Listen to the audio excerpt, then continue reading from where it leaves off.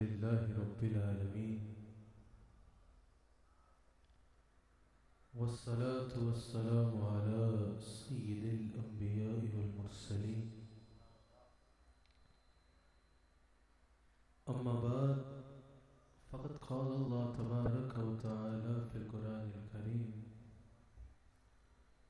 أعوذ بالله من الشيطان الرجيم بسم الله الرحمن الرحيم محمد رسول الله والذين معه أشداء على الكفار رحماء بينهم صدق الله العظيم وصدق رسوله النبي الكريم. سچا ہمارا مالک اور سچا ہمارا خالق کہ سوا اس واحد و یکتا کے کوئی عبادت کے لائق نہیں، کہ سوا اس واحد و یکتا کے کوئی عبادت کے لائق نہیں، اور سچا اس کے پیارے حبیب صلی اللہ علیہ وآلہ وسلم جن کے ذکر کی اس خوبصورت محفل میں اور آپ حاضر ہیں. الحمدللہ لبیک یا رسول اللہ کانفرنس کے عنوان سے خوبصورت محفل سجی ہے جس کی صدارت میرے شیخ کامل فرما رہے ہیں. الحمدللہ ہمارے شیخ کامل تشریف فرما ہیں. اللہ کریم ہمیں اس محفل کی برکات سے استفادہ کرنے کی توفیق عطا فرمائے.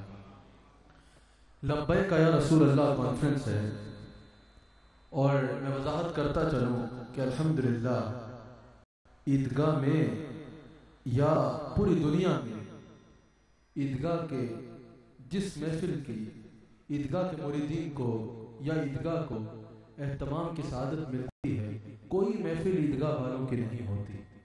آج تک نہ ہم نے کوئی عیدگاہ والوں کی محفل سجائی ہے، اور انشاءاللہ قیامت تک جب تک عیدگاہ ہے عیدگاہ والوں کی محفل نہیں ہوگی. کیونکہ عیدگاہ والے کس قابل کے ان کے نام کی محفل سجائی جائے؟ عیدگاہ والے نوکر ہیں، عیدگاہ والے مدینہ پاک کی گلیوں کے کتے ہیں. نوکر کی کوئی بات نہیں ہوتی، کتے کی کوئی بات نہیں ہوتی. نہ میں عالم، نہ میں مفتی، نہ میں پیر، نہ میں ولی، میں تو رسول اللہ کی گلیوں کا کتا ہوں. اور ہم دعا کرتے ہیں کہ ہم حضور کے کتے بن جائیں.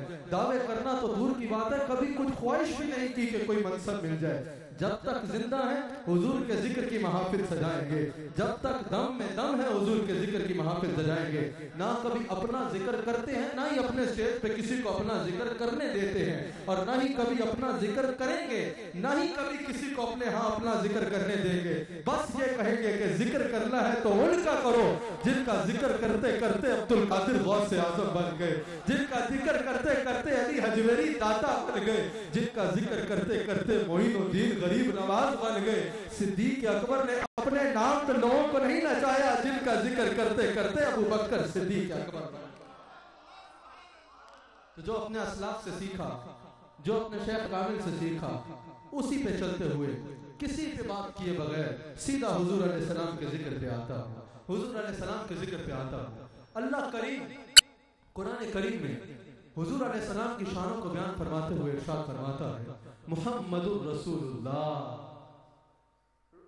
والذین معه اشداء علی الکفار رحماء بینہم. اس آیت میں سب سے پہلے رب کریم نے حضور علیہ السلام کے نام کا ذکر فرمایا. اس آیت کا آغاز رب کریم نے حضور علیہ السلام کے نام مبارک سے فرمایا. پھر اس آیت میں رب کریم نے حضور کی صفات کو بیان فرمایا. پھر صحابہ کا حضور علیہ السلام سے تعلق بیان فرمایا. صحابہ کا حضور علیہ السلام سے جو تعلق تھا اس کو رب کریم نے بیان فرمایا. آغاز فرمایا محمد الرسول اللہ. کیا ہی خوب نام ہے میرے آقا کا، کتنا پیارا نام ہے میرے آقا کا. سینے میں ٹھنڈ پڑ جاتی ہے ایسا نام ہے میرے آقا کا. جس کو میرے آقا کا نام پسند ہے ذرا جھوم کے بتائے نا، ذرا کہے محمد الرسول اللہ. ذرا ایک بار کہہ تو دیکھو محمد الرسول اللہ. جس کو نہیں پسند وہ چپ رہے، باقی ذرا ایک بار ہاتھ اٹھاؤ محمد الرسول اللہ. کتنا پیارا نام ہے میرے آقا کا. کوئی بے سہارا دے تو اس کو سہارا دیتا ہے، کوئی بے سہارا میرے نبی کا نام لے تو نبی کا نام سہارا دیتا ہے. کوئی غم کا مارا میرے نبی کا نام لے تو میرے نبی کا نام غموں کو خوشی میں بدل دیتا ہے. غموں کو خوشی میں بدل دیتا ہے. کوئی تنہائی میں میرے نبی کا نام لے تو میرے نبی کا نام تنہائی کا احساس دور کر دیتا ہے. کوئی پستی میں میرے نبی کا نام لے, نبی کا نام پستیوں کو بلندیوں میں بدل دیتا ہے, پستیوں کو بلندیوں میں بدل دیتا ہے. ارے کوئی ڈوبتا ڈوبتا میرے نبی کا نام لے تو طوفان کی لہریں خود اس کو کنارے پہ پہنچا دیا کرتی ہیں. طوفان کی لہریں خود اس کو کنارے پہ پہنچا دیا کرتی ہیں. ناظرین و سامعین, جیسے میرے نبی کے شان جیسی کسی کی شان نہیں ہے, جیسے میرے نبی کے مقام جیسا کسی کا مقام نہیں ہے, جیسے میرے نبی کے رتبے جیسا کسی کا رتبہ نہیں ہے, ویسے ہی میرے نبی کے نام جیسا کسی کا نام نہیں ہے, ویسے ہی میرے نبی کا نام جیسا کسی کا نام نہیں ہے. اور میری آج کی تقریر کا موضوع محمد الرسول اللہ. ویسے ہی میرے نبی کا نام جیسا کسی کا نام نہیں ہے, کسی کا نام نہیں ہے. اب کیسا نام ہے اس کو جاننے کے لیے سب سے پہلے ہمیں اس کا لغوی معنی دیکھا ہوگا, لغوی معنی دیکھنا ہوگا. امام راغب اصفہانی المفردات میں لفظ محمد کا, اسم محمد کا لغوی معنی بیان کرتے کہتے ہیں یحمد حمدا بعد حمد.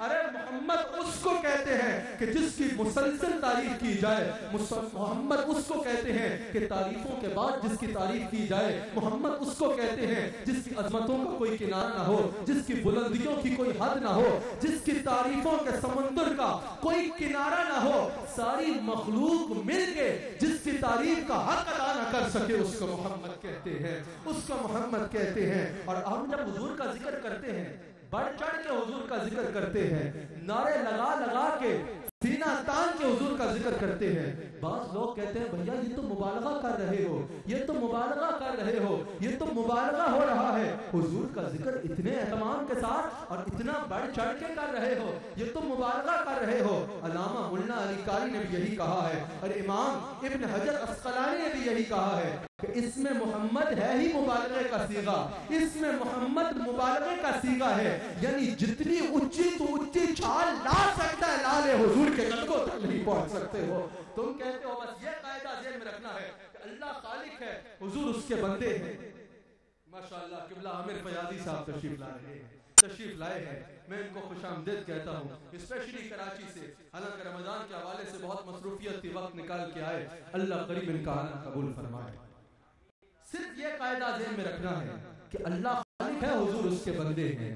حضور علیہ السلام کو جو ملا وہ رب کریم کی عطا ہے, ذاتی شانوں کا مالک اللہ ہے. حضور کے پاس جو کچھ ہے رب کی عطا ہے. یہ ذہن میں رکھ کے وہ کہتے ہیں اس میں محمد ہے ہی مبالغے کا صیغہ, جس قدر بیان کر سکتا ہے کر. ارے حضور کی شان سے اوپر بڑھنا تو دور کی بات ہے, تو حضور کی گرد راہ پہ بھی نہیں پہنچے گا, حضور کی گرد راہ پہ بھی نہیں پہنچے گا.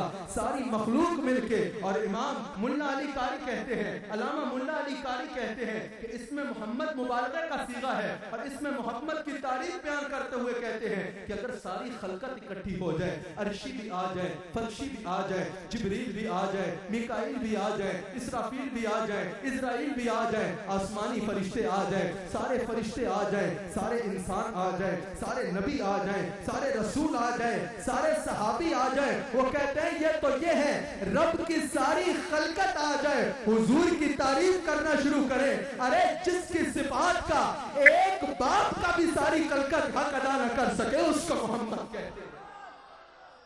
محمد اس کو کہتے ہیں کہ ساری خلقت بھی اکٹھی ہو جائے تو وہ خود ہے, ان کی صفت ایک صفت کبھی کما حق کہو ساری خلقت بیان نہیں کر سکتی, ساری خلقت بیان نہیں کر سکتی. یہی وجہ ہے شاید کہ بڑوں نے زندگیاں مصطفیٰ کے ذکر میں گزار دی. آخر میں یہ نہیں کہا کہ ہم نے حق ادا کر دیا. احمد رضا نے ساری زندگی حضور کی نعت لکھی, آخر میں کہا اے رضا خود صاحب قرآن ہے مدعائے حضور, تجھ سے کب ممکن ہے پھر مدحت رسول اللہ کی. یہی وجہ ہے کہ حضرت خواجہ عبد الکریم نے ساری زندگی حضور کا ذکر کر کے آخر میں کہا حق تو یہ ہے کہ حق ادا نہ ہوا. یہی وجہ ہے کہ بڑوں نے ذکر کیا اور آخر میں یہ نہ کہا کہ ہم نے حق ادا کر دیا, کہہ دیا بات از خدا بزرگ تو ہی قصہ مختصر, بلکہ لا یمکن الثناء کما کان حقہ. سرکار آپ کی حق کا ادا, آپ کی تعریفوں کا حق ادا کوئی کر نہیں سکتا. یہی وجہ ہے کہ سب نے ذکر کیا, سب ولیوں نے ذکر کیا, سب صحابہ نے ذکر کیا, خلفائے راشدین نے ذکر